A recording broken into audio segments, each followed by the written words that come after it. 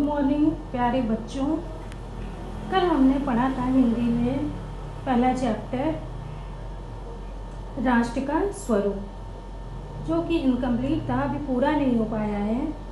तो आज हम उसके थर्ड पैराग्राफ को पढ़ेंगे। माता अपने सब पुत्रों को समान भाव से चाहती है। माता जो होती है, यानी कि भूमि को यहाँ माता के से संबोधित किया गया है, और समानता भी माता जो है वो सभी माताएं अपने सभी पुत्रों को समान भाव से प्यार करती हैं। इसी प्रकार पृथ्वी पर बसने वाले जन बराबर हैं, उनमें ऊंच और नीच का भाव नहीं है। इसी प्रकार हम ये जो पृथ्वी है वो भी हमारी माता है, और उसके लिए जितने भी लोग यहाँ पर रहते हैं वो सब बराबर हैं। उनमें ना ही कुछ ऊंचा है, मतलब ना ही कोई ज़्यादा जिसको महत्व देती हो, और ऐसा भी नहीं है कि किसी को कम भाव से देखा जाता हो।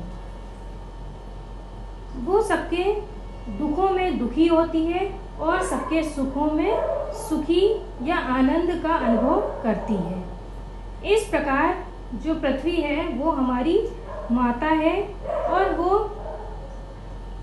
अपने सभी छोटे बड़े जो भी प्राणी हैं उन सबको प्यार देती है, और सभी प्राणियों पर वो अपना अधिकार भी समान रखती है। जो मातृभूमि के उदय के साथ जुड़ा हुआ है वो समान अधिकार का भागी है।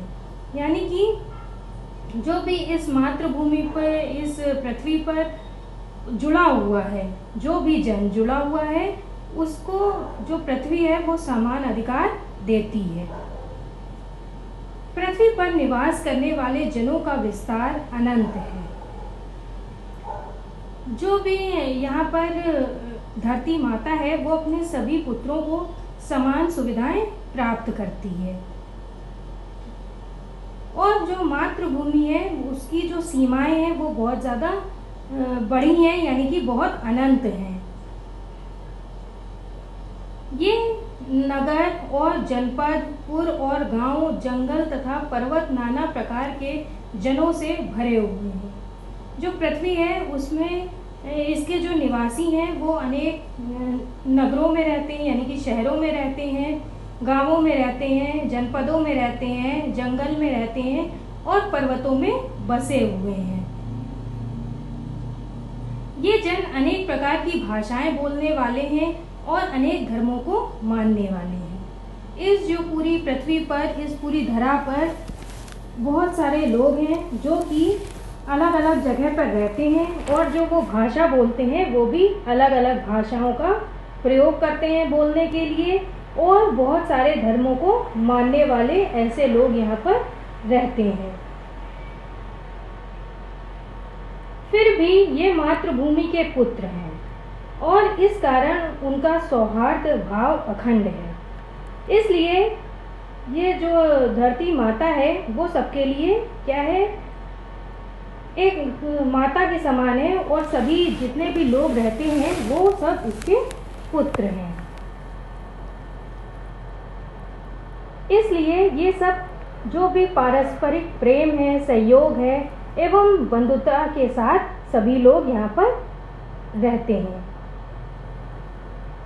सभ्यता और रहन सहन की दृष्टि से जन एक दूसरे से आगे पीछे हो सकते हैं, किंतु इस कारण से मातृभूमि के साथ उनका जो संबंध है वो, उसमें कोई भी भेदभाव उत्पन्न नहीं हो सकता। तो जैसा कि लेखक ने कहा है कि भाषा, धर्म, रीति रिवाज सब कुछ अलग अलग हो सकते हैं, परंतु अलग होने पर भी उनमें क्या है, एक एकता होती है। और वो लोग, मतलब उनकी जो भारतीय सभ्यता है, उनकी जीवन शैली है, वो भले ही समान ना हो, मतलब भले ही एक जैसी ना हो, लेकिन उनको अपनी मातृभूमि के प्रति उनके प्रेम एवं समर्पण की भावना में कोई भेदभाव नहीं आता है। पृथ्वी कि विशाल प्रांगण में सब जातियों के लिए समान क्षेत्र है और जितने भी लोग इस संसार में रहते हैं, इस पृथ्वी में रहते हैं, संसार के समस्त प्राणियों को प्रगति व उन्नति करने के लिए मातृभूमि सदैव क्या है, उनको अवसर प्रदान करती है। समन्वय के मार्ग से भरपूर प्रगति और उन्नति करने का सबको एक जैसा अधिकार है। तो लेखक कहते हैं कि सबकी समान भाव से प्रगति और उन्नति करने के लिए मातृभूमि सबको अधिकार देती है और इनकी जो ये भावना होती है, इसी से राष्ट्र की उन्नति भी होती है, जो कि राष्ट्र की उन्नति का आधार होता है।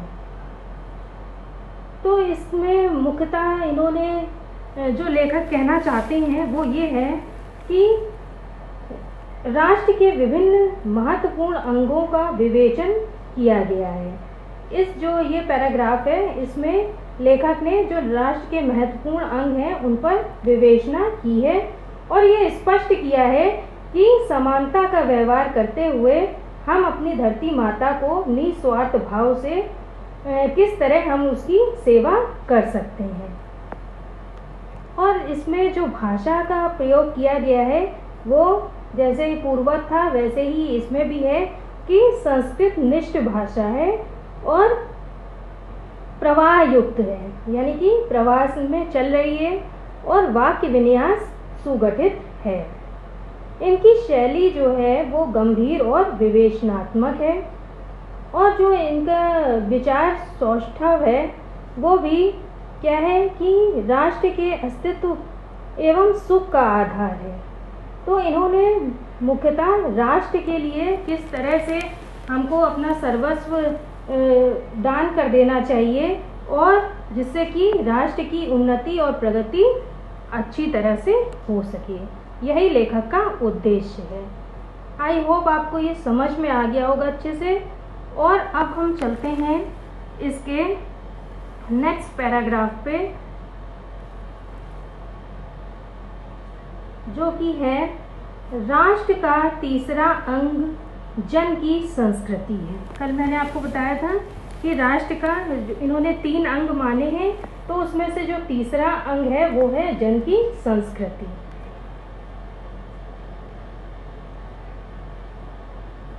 मनुष्यों ने युगों युगों में जिस सभ्यता का निर्माण किया है वही उसके जीवन की श्वास प्रश्वास है। लेखक का मानना है कि मनुष्य ने युगों युगों से जिस सभ्यता का निर्माण किया है वो क्या है, वो राष्ट्र के निवासियों के लिए एक श्वास की तरह है, यानी कि जो उनके जीवन में सांस का काम करती है उसी तरह है। अर्थात जिस प्रकार किसी जीव के लिए सांस या श्वास महत्वपूर्ण होती है, उसी प्रकार किसी राष्ट्र के लिए उसकी संस्कृति और सभ्यता भी बहुत ज़्यादा महत्वपूर्ण होती है। संस्कृति के विकास और अभ्युदय के द्वारा ही राष्ट्र की वृद्धि संभव है। जब संस्कृति का विकास होगा, उसका उत्थान होगा, तो राष्ट्र की जो वृद्धि है, राष्ट्र की उन्नति है, वो हो सकेगी। राष्ट्र के समग्र रूप में भूमि और जन के साथ साथ जन की संस्कृति का महत्वपूर्ण स्थान है। वास्तव में जो संस्कृति है वो क्या है, वो संस्कृति है कि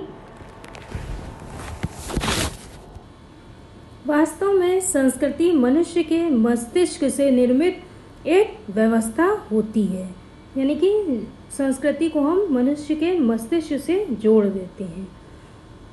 अगर इस भूमि पर संस्कृति नहीं होगी तो राष्ट्र हमेशा क्या हो जाएगा, उसका पतन होता चला जाएगा। जीवन के विटप का पुष्प संस्कृति है। संस्कृति के सौंदर्य और सौरभ में ही राष्ट्रीय जन के जीवन का सौंदर्य और यश अंतर्निहित है।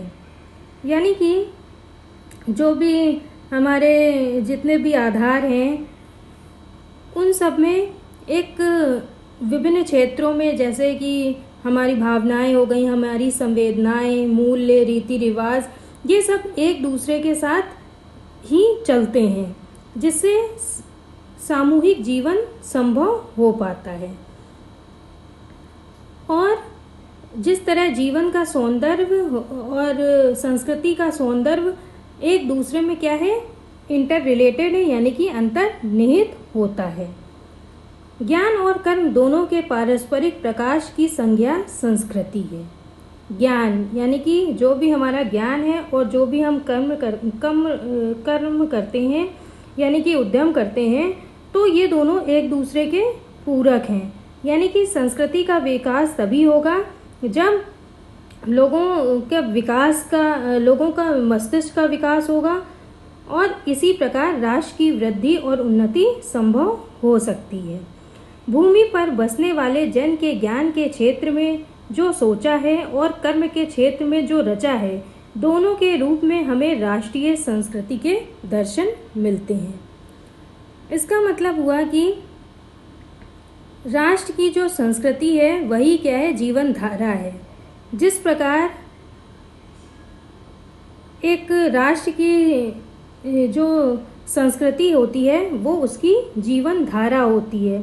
बिना संस्कृति के कोई भी राष्ट्र का विकास नहीं किया जा सकता। इस दृष्टि से प्रत्येक जन की अपनी अपनी